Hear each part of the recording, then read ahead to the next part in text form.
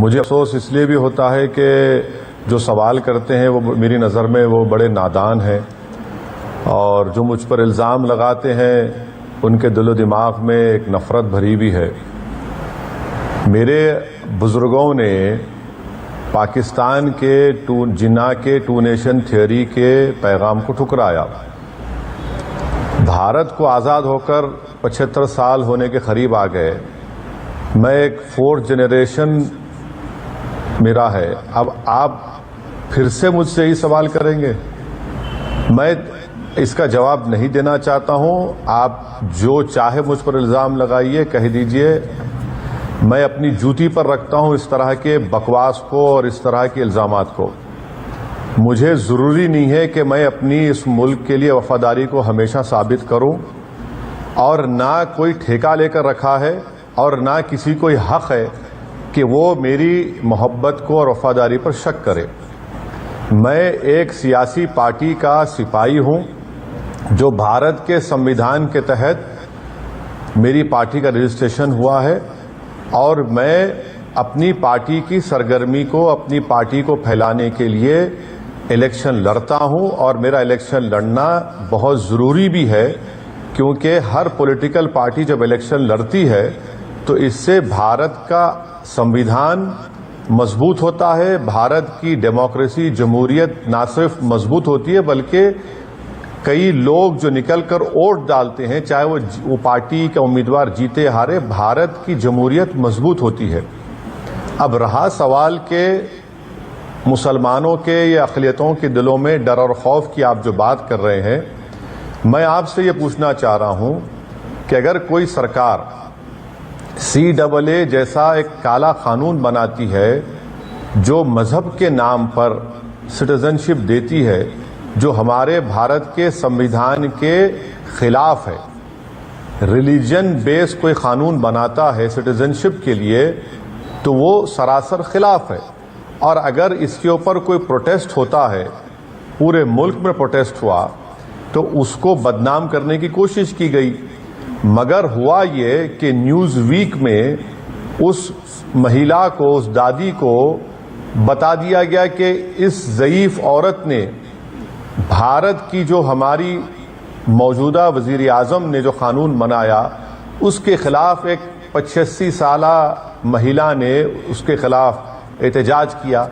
अब आप बताइए कि बीजेपी अगर कोई काम करती है जो संविधान के खिलाफ है और हम उनसे, हमारी राय उनसे मुख्तलिफ है, तो इस तरह का अगर इल्ज़ाम हर एक पे लगाएंगे तो फिर बचेगा कौन सिवाय बीजेपी, RSS के? कोई सिटीजनशिप या कोई भारत की वफादारी का सर्टिफिकेट ये कब तक बांटते रहेंगे?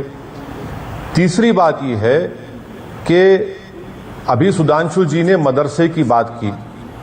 मैं सुधांशु जी से पूछना चाह रहा हूं कि आपकी रूलिंग पार्टी है, क्या ये बात सच नहीं है कि आज भी MHRD यानी मिनिस्ट्री ऑफ एजुकेशन जिसका आप नाम रखा गया है, वो मदरसों को, भारत के मदरसों को सालाना 120 करोड़ रुपए नहीं दे रहे हैं? आप क्यों दे रहे हैं?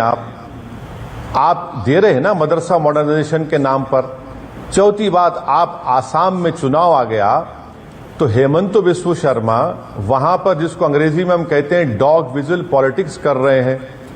आप ये बता दीजिए कि सुप्रीम कोर्ट मॉनिटर्ड आसाम में हुआ NRC, जिसमें 20 लाख लोगों के नाम नहीं आए, जिसमें से 5 लाख मुसलमान थे, 15 लाख हमारे गैर मुस्लिम भाई थे। अब वही हेमंत बिस्व शर्मा ये कहता है कि इन 15 लाख लोगों को हम CAA कानून के तहत उनको भारत की सिटीजनशिप दे देंगे और जो 5 लाख मुसलमान के नाम नहीं आए उनको फॉरेनर्स ट्रिब्यूनल जाना पड़ेगा। क्या ये संविधान के खिलाफ नहीं है कि जो मुसलमान है और उसमें किन लोगों के नाम नहीं आए? अभी सुधांशु जी ने हमारे भारत के एक बहादुर वीर सिपाही का जिक्र किया। वैसे ही एक भारत का वीर सिपाही है जो सियाचिन पर काम किया, उसका नाम नहीं आया आसाम की लिस्ट में। फखरुद्दीन अली अहमद के खानदान जो प्रेसिडेंट है उनके खानदान वालों का नाम नहीं आया। आसाम की पहली महिला चीफ मिनिस्टर, उनके खानदान के लोगों का नाम नहीं आया। तो आप इनको सिटीजनशिप नहीं देंगे क्योंकि मुसलमान हैं आसाम में।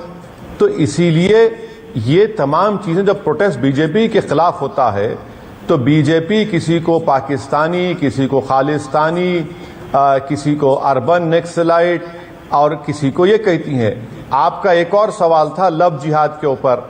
सुधांशु जी, क्या आपकी सरकार, home minister Amit Shah, home ministry ये डिफाइन कर सकती है लव जिहाद क्या है?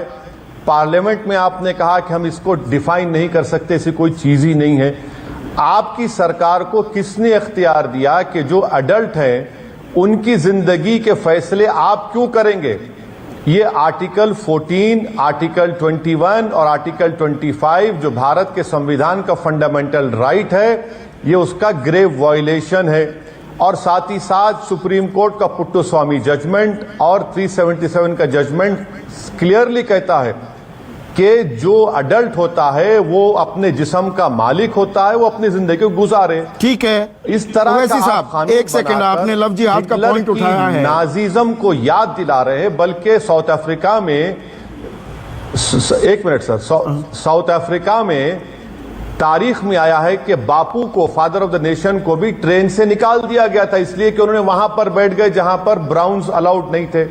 तो देश को किस राह पर लेकर जा रहे हैं आप लोग? आपको तो कानून बनाना चाहिए था कि हम किसानों को एमएसपी दे रहे हैं। प्रधानमंत्री को आगे आकर कहना चाहिए था कि मैं आपको वादा कर रहा हूं कि हम कानून बना रहे हैं और किसानों को एमएसपी दे रहे हैं।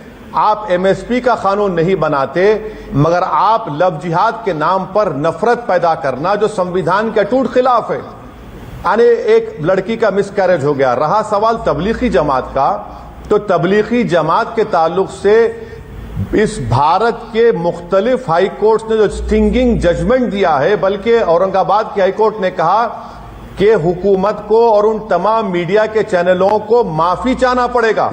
और मैं आज न्यूज 24 पर आकर अब जो मौजूदा एंकर है उनका शुक्रिया अदा करता हूं कि जब पूरे टीवी चैनल के एंकर कोरोना जिहाद की बात कर रहे तो इस एंकर ने कम से कम रीजनेबल डिबेट करवाया और यह भी साबित हो गया कि कोरोना जिहाद झूठा था, लव जिहाद झूठ है, यूपीएससी जिहाद झूठ है।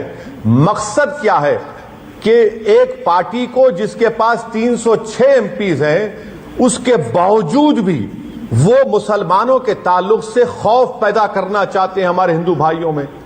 तबलीगी जमात ना कोरोना की जिम्मेदार थी, ना है, ना रहेगी। कोरोना की अगर फैलने की जिम्मेदारी है तो प्रधानमंत्री नरेंद्र मोदी की सरकार पर, उनके 7 RCR घर पर जाती है। आपने इतनी देर से क्यों इंटरनेशनल फ्लाइट्स को बंद किया?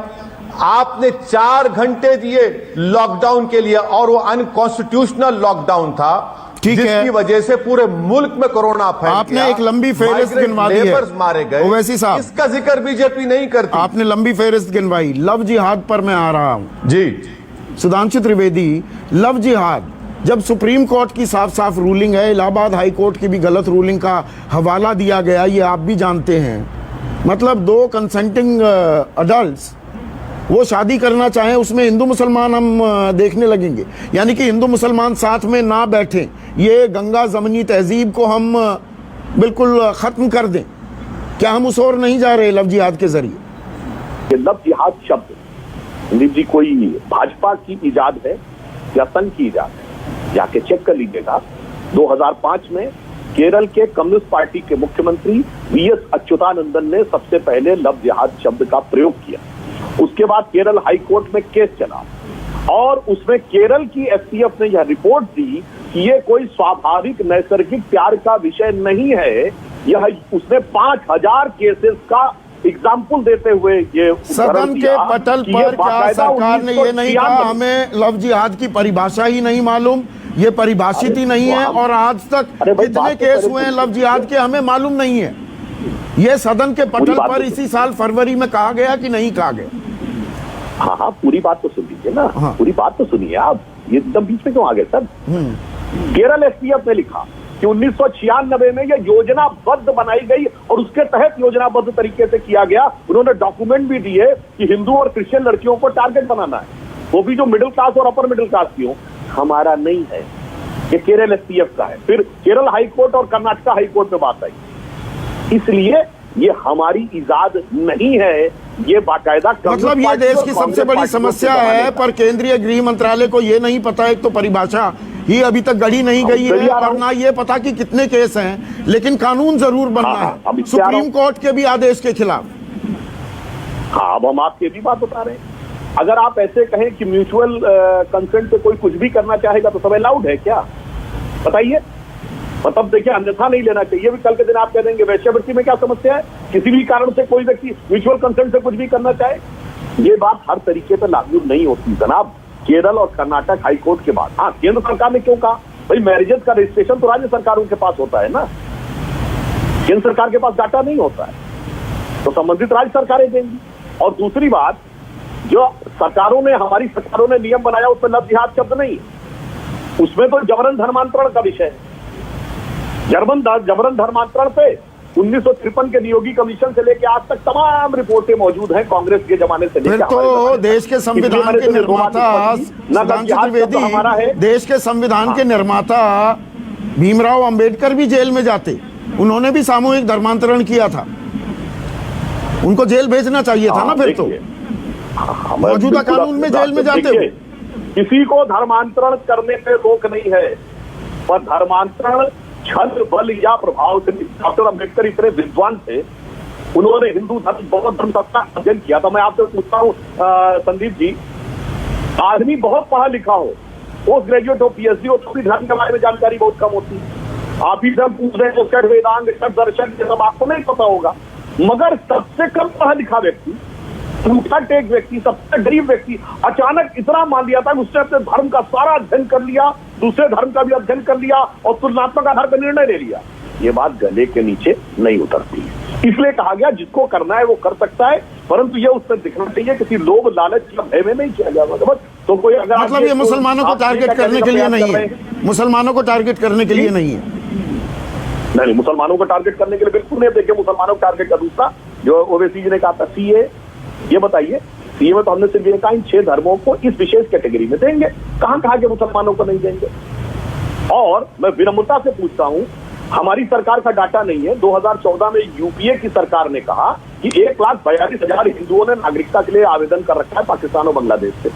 प्रकाश सिंह बादल ने कहा कि पाकिस्तान और अफगानिस्तान के 62,000 सिखों ने आवेदन कर रखा है। मैं चुनौती से ओवैसी जी से पूछता हूं, कितने मुसलमानों ने आवेदन किया, कितने हजार ने किया, ये बता। ठीक है, ओवैसी साहब रिस्पॉन्ड कीजिए। सरकार का डाटा है कि 2 करोड़। नहीं, सीधा आप फैक्चुअल सवाल पूछ रहे हैं, ओवैसी साहब जवाब दीजिए। देखिए, सबसे पहले तो सुधांशु जी ने दारा शिकोह का नाम लेकर एक झूठ बोल दिया और वो ये समझते हैं कि तारीख पर उनको बड़ा अबूर हासिल है। गंगा जमुनी तहजीब, सुधांशु जी आप फिर से पढ़ लीजिए और आइंदा प्रोग्राम जब आए आप मुझसे सवाल कर लीजिए। गंगा जमुनी तहजीब तो सुधांशु जी अवध के जो राजा थे उन्होंने अपनी शेर शायरी में पहला उसको जिक्र किया, गंगा जमुनी तहजीब का। आप चले गए औरंगजेब और गारा शिकोह। दूसरा उसका जिक्र आया सुधांशु जी भक्ति मूवमेंट में। तीसरा उसका जिक्र आया जब कबीर ने अपनी शायरी में अपने दोहा में उसका जिक्र किया, नंबर 1। दूसरी बात लव जिहाद के ताल्लुक से, सुधांशु जी अगर मैं अपना मजहब तब्दील करना भी चाह रहा हूं तो आप कौन होते कि मैं डिस्ट्रिक्ट मजिस्ट्रेट के पास जाकर पूछूं? आपने प्राइवेसी का जजमेंट नहीं पढ़ा क्या? आपने आर्टिकल 25 को नहीं पढ़ा, फ्रीडम ऑफ रिलीजन को? आपने right to equality, right to life, article 1421 नहीं पढ़ा? क्या आपने नहीं देखा कि कैसे एक मुरादाबाद की एक लड़की का मिसकैरेज हो गया? अरे भाई, आप होते कौन है किसी के पर्सनल लाइफ में कानून बनाने के सिलसिले में? आप और हमको कोई चीज पसंद नहीं होगी, मगर संविधान तो हमारी मर्जी के मुताबिक या हम जो चाहते नहीं चलेगा ना। लव जिहाद के माने आप बयान नहीं कर सकते। आपकी सरकार ने पार्लियामेंट में क्वेश्चन के जवाब में कहा कि ऐसी कोई चीज ही नहीं लव जिहाद, मगर आपकी सरकारें इस तरह का वाहियात और बेहुदा किस्म का कानून बना रही हैं।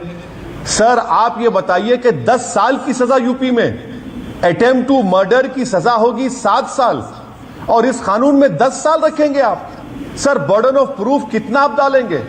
क्रिमिनल लॉ की धज्जियां आप लोग उड़ा रहे हैं, संविधान की धज्जियां आप उड़ा रहे हैं। और आपके पास एक के बाद एक पूरे शर्मिंदगी आपको रही हर केस में।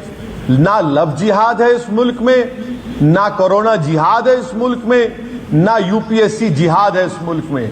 इस मुल्क में सिर्फ बीजेपी को इतनी बड़ी मेजॉरिटी मिली है, आप उसका सही इस्तेमाल नहीं कर रहे हैं, बल्कि आप हेट्रेड पैदा कर रहे हैं। अरे भाई, अगर कल कोई किससे शादी करेगा तो आप उसको रोक लगा देंगे क्या?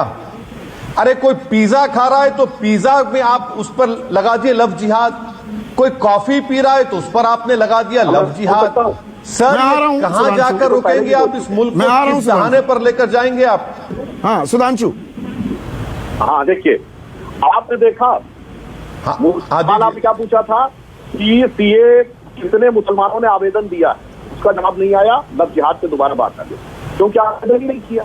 दूसरी बात जो आपने कही, अवध की रियासत जनाब 1697 में बनी और दारा शिकोह को तो 30 सितंबर 1659 को कत्ल कर दिया गया।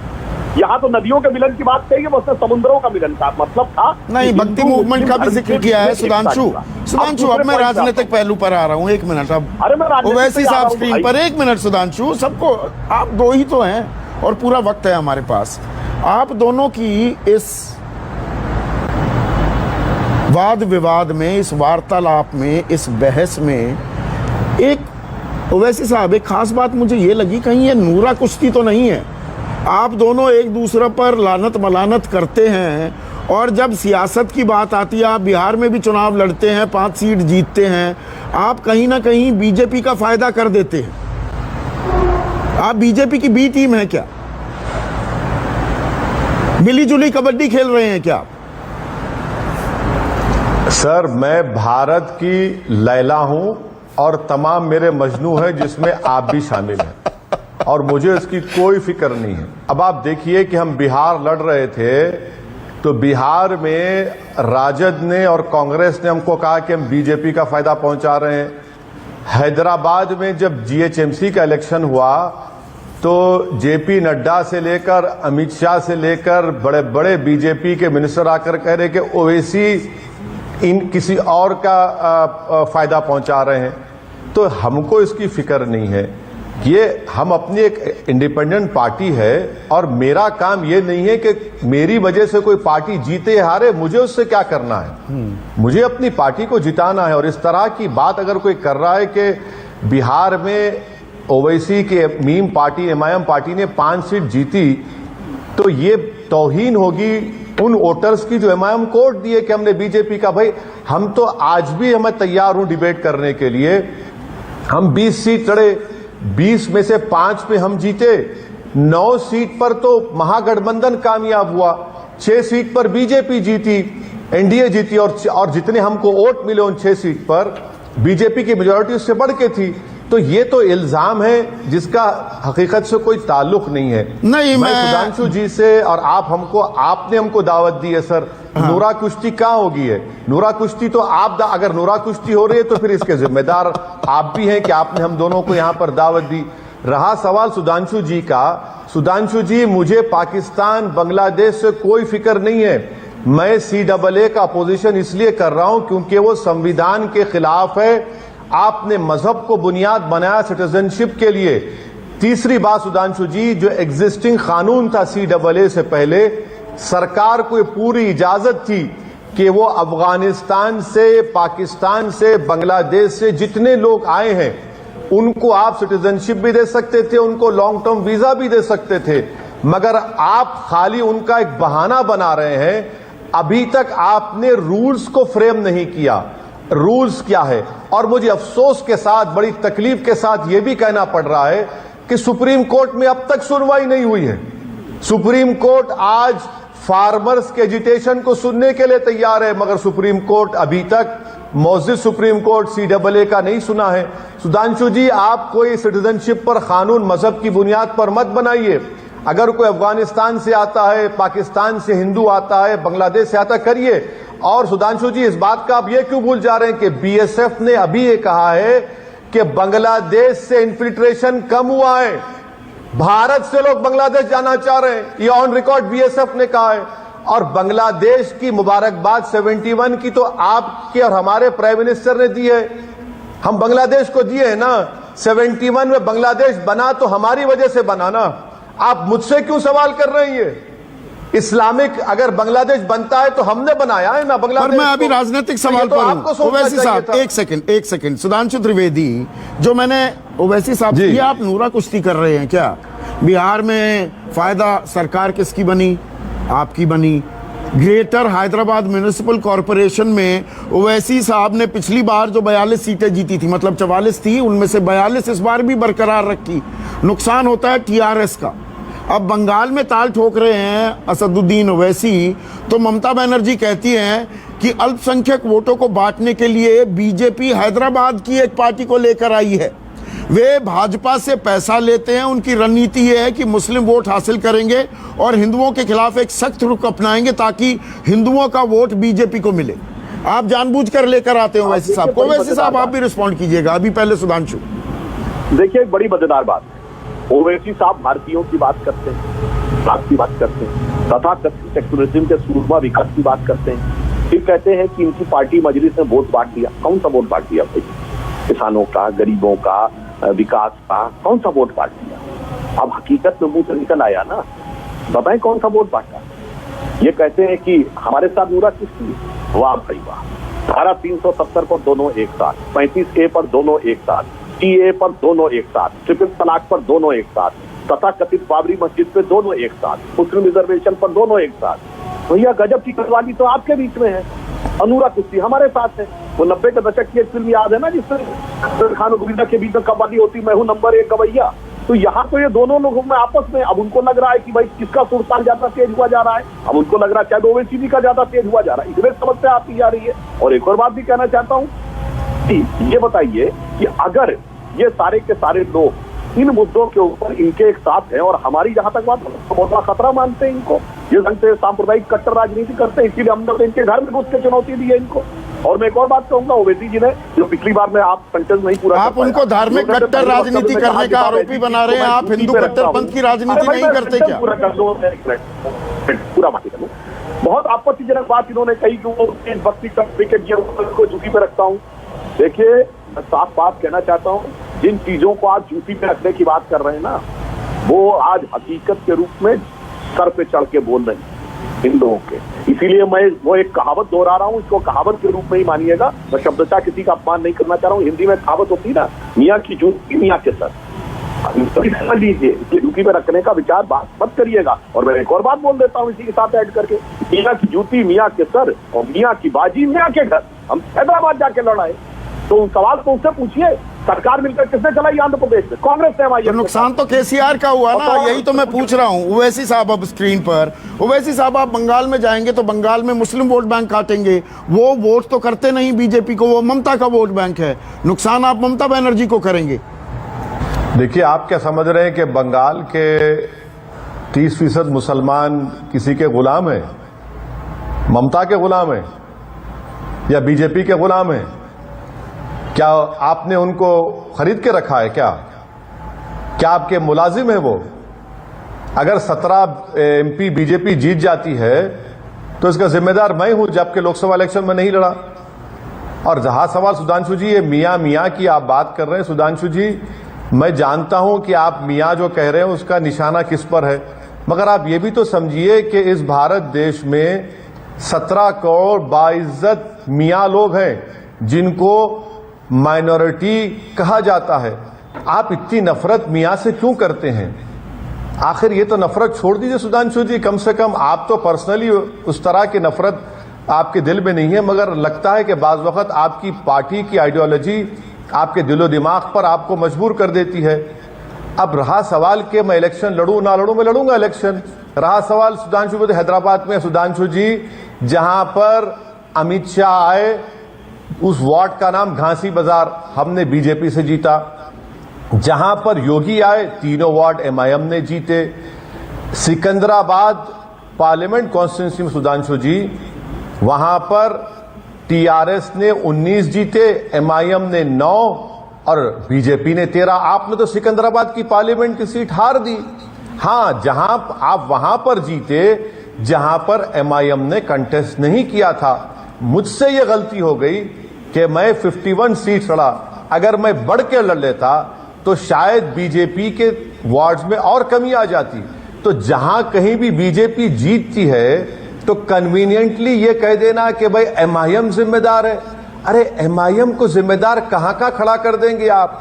अगर किसी एक नेशनल पार्टी का लीडर छुट्टियां मनाने चला जाता है अपनी पार्टी के फाउंडेशन की डे के दिन, तो क्या मैं उसका जिम्मेदार हूं? अगर कोई 50 साल क्रॉस कर लेता है और अपनी जिंदगी के बारे में सीरियस नहीं है तो मैं जिम्मेदार हूं? अरे किसी कांग्रेस के लीडर के घर में अगर सुबह 3:30 बजे मुर्गा नहीं पुकारेगा तो हम जिम्मेदार हैं। किसी के घर में भैंस और गाय दूध नहीं देगी तो क्या ओवैसी वहां से गया था कि जिसके बिना पर दूध नहीं दिया जा रहा है? अरे आपकी नफरत है ये। आप ये समझते हैं कि भारत का बाइज्जत शहरी मुसलमान किसी एक पार्टी का होस्टेज है? किसी का भी नहीं है। वो अपनी मर्जी का मालिक है। और जब हम मुसलमानों की एक्सप्लॉयटेशन की बात करते हैं, एम्पिरिकल एविडेंस देकर बात करते हैं, मैं आपको, क्योंकि ये प्रोग्राम मुख्तलिफ है, किसी एक दिन आप टीएमसी के आदमी को बुला लीजिए, मैं एम्पिरिकल डेटा के साथ बता दूंगा कि टीएमसी ने मुसलमानों का एक्सप्लॉयटेशन किया है बंगाल में। पूरी लीडरशिप आपके पास। आपने क्या दिया मुसलमानों को? क्या उनका एजुकेशन स्टेटस या उनका लिटरेसी या उनका कुछ बड़ा है? एक एक डेटा मेरे पास है। पर असदुद्दीन ओवैसी, हम जब न्यू इंडिया की बात करते हैं, आप संविधान की दुहाई देते हैं, सेक्युलरिज्म की दुहाई देते हैं, तो आप सिर्फ मुस्लिम सेंट्रिक राजनीति क्यों करते हैं? फिर वही जिन्ना वाली बात आ जाती है ना, आप बात करते हैं सिर्फ एक कौम की। ये कितनी जायज राजनीति बताइए? नहीं, आप मेरी एक बात बताइए कि जब बीजेपी ने बिहार में अपने 120 या जितने सीट लड़े थे, उस लिस्ट को मैंने न्यूज 24 पर आप ही के एक एंकर की जबान से सुना कि बीजेपी ने राजपूतों को इतने टिकट दिए, बीजेपी ने बैकवर्ड क्लास को इतने टिकट दिए, बीजेपी ने दलितों को इतना टिकट दिया, बीजेपी ने ठाकुरों को इतना टिकट दिया। ये सब क्या है सर? ये क्या कह रहे हैं? क्या हो रहा है हमारे देश में?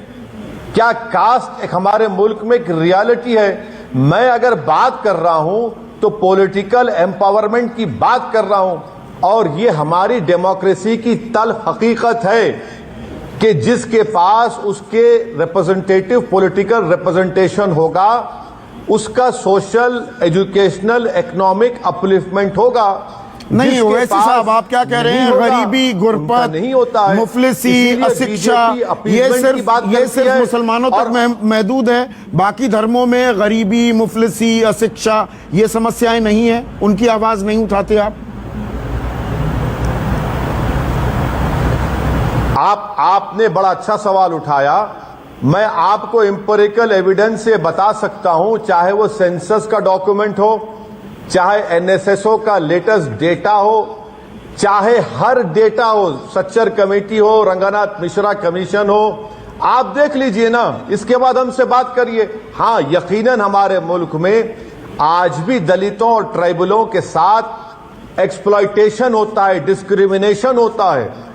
उनको भी जरूरत है कि उनके एक इंडिपेंडेंट पॉलिटिकल वॉइस हो, क्योंकि उनकी जो पॉलिटिकल वॉइस है वो बेनामी की लीडरशिप है।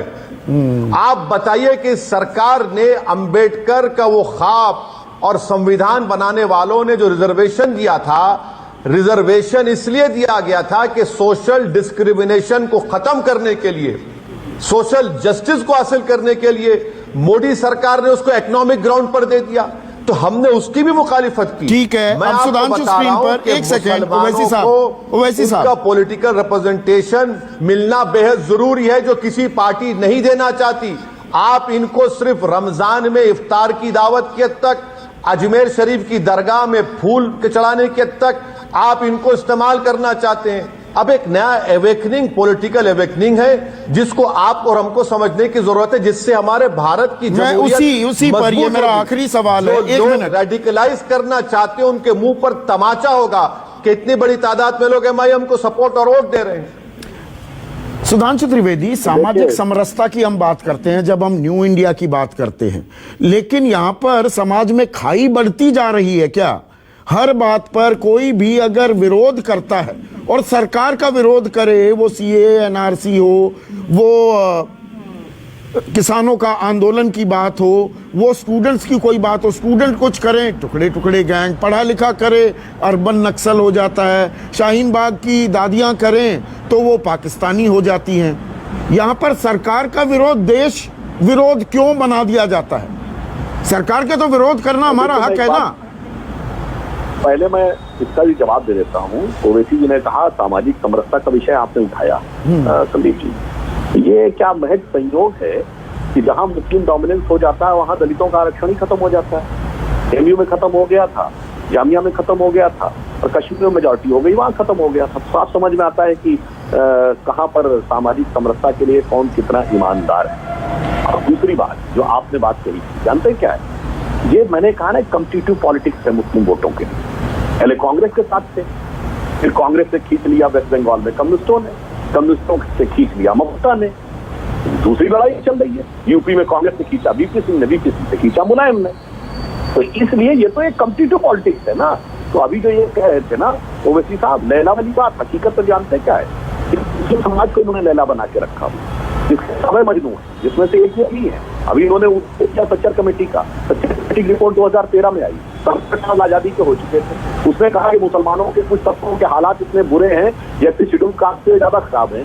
तो 67 साल में उस समय तक 6 साल हमारा शासन रहा था, तो 6 साल की हमारी हुकूमत जिम्मेदार थी, 61 साल के तकरीबन होगा चाहते। और वो जिनकी हुकूमतें थी, पटौदी के नवाब, रामपुर के नवाब, लखनऊ के नवाब, जूनागढ़ के नवाब, भोपाल के नवाब, हैदराबाद के निजाम, और वो इतने मजलूम हो गए।